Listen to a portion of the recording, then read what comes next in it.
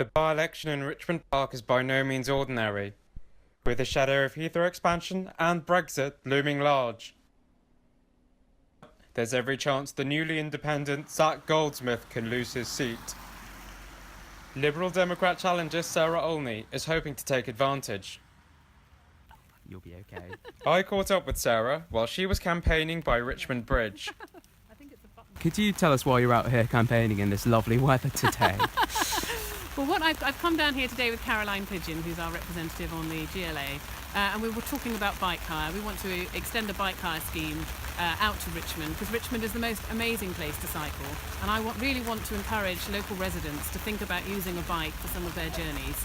And we think if we could bring the cycle hire scheme out to Richmond, then that would play a big part in encouraging people to think about cycling. So how do you feel the campaign is going so far? It's going really well. We're getting some really positive responses on the doorstep. We've got loads of voters who voted all different ways in the past, saying they want to vote Liberal Democrat this time. So it's going really well. We've had Tim Farron's been down several times, and so has Nick Clegg.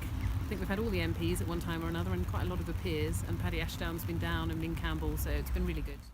The team is hopeful of beating Goldsmith, but last night it suffered a bump. A report in The Sun revelations her husband Ben had played a key role in developing Heathrow Terminal 5. In response, she had this to say. Well, he worked on Terminal 5 10 years ago, and this campaign is very much about the Heathrow third runway expansion. So there's really no conflict of interest at all. My husband was actually approached about working on the third runway, but he turned it down because he agrees with me that Heathrow has expanded as far as it should, and there should be no further.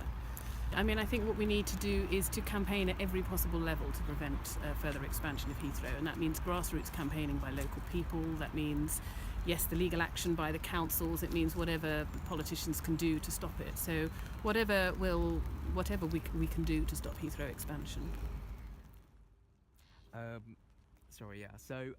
Zac Goldsmith, obviously. Speaking about her opponent, the Lib Dem challenger had some harsh words. He said it was a principled move. Do you consider it to be a principled move on his behalf?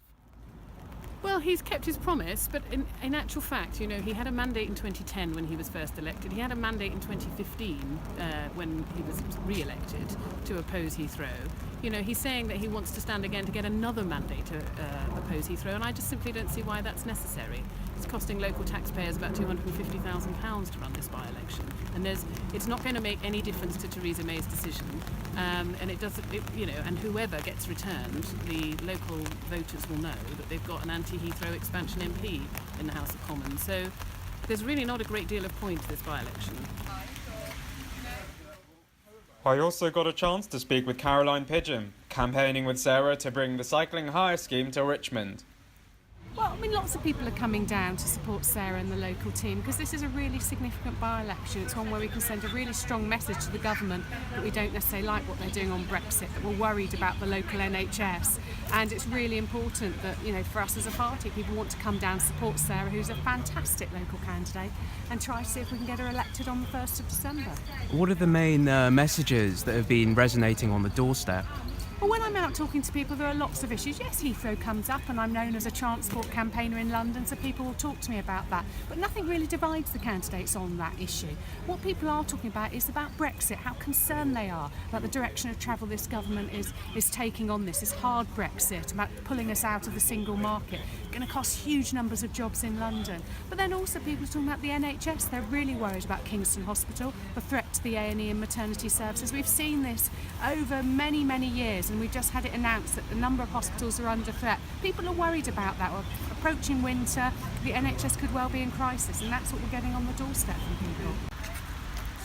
Zac Goldsmith remains the bookies' favourite, but with the Lib Dems expecting a big swing in their favour, there's every chance that on December the 1st, they could clinch it.